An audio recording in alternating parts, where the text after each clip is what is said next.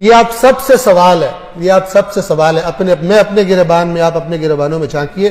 میں کہا کرتا ہوں، ایک مثال دیا کرتا ہوں، اگر کوئی آپ کا نان مسلم غیر مسلم دوست بنے اور کہے میں اسلام سے دلچسپی پیدا ہو گئی ہے میرے دل میں اور میں اسلام کو پڑھنا چاہتا ہوں، مجھے کوئی کتاب دو اسلام کو سمجھنے کے لیے، لیکن کتاب ایسی ہو کہ جس کو ہر فرقہ مانتا ہو، کیونکہ مجھے پتہ چلا ہے کہ تم لوگ مسلمان فرقوں میں بیٹھے ہو، کتاب ایسی دو کہ جس کو ہر فرقہ مانتا ہو۔ آپ کون سی کتاب دیں گے؟ جی قرآن دیں گے نا، اور کوئی کتاب نہیں ہے۔ اب توجہ سے سنیے، یہ دوسرا سوال، اگر وہ آپ سے پلٹ کر یہ سوال کرے کہ اسلام کو سمجھنے کے لیے جو کتاب تم نے مجھے دی ہے، تم نے بھی اسی کتاب کو پڑھ کر اسلام کو سمجھا ہے یا نہیں؟ آپ کیا جواب دیں گے؟ بڑے کم ایسے مرد پیدا ہوں گے جو کہے میں نے اپنا دین قرآن پڑھ کے سیکھا۔ یہ بہت بڑا ظلم ہے، یہ بہت بڑا ظلم ہے جس کی شکایت رسول اللہ قیامت کے دن کریں گے، میری امت نے قرآن چھوڑ دیا تھا۔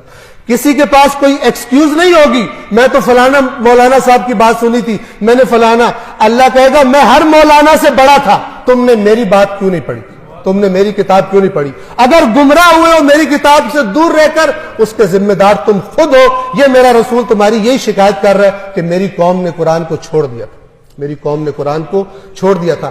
اگر یہ قوم قرآن پڑھنا شروع نہیں کرتی تو پھر اس قسم کے مسخرے اور بندر آ کر اس ممبر پر ناچیں گے، جس طرح رسول اللہ نے بتایا تھا کہ میرے ممبر پر بندر چڑھیں گے، اور یہ پیسے لے لے کر گمراہی اور شرک اور کفر اور 2 نمبر جنت کے ٹکٹ بیچیں گے، اور لوگ سمجھیں گے ہم جو کرپشن بھی کرتے رہے، خدا کی نافرمانیاں بھی کرتے رہے، ہماری جنت پکی ہے۔ یہ وہی بات ہے جو یہودیوں کا عقیدہ تھا، قرآن نے بتایا ہوا۔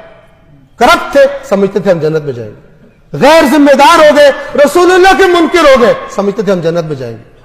خدا را قرآن مجید کو پڑھیے۔ بسم اللہ الرحمن الرحیم، قل هو اللہ احد اللہ الصمد لم یلد ولم یولد ولم یکن له کفوا احد۔ صدق اللہ العلی العظیم۔ والسلام علیکم ورحمۃ اللہ وبرکاتہ۔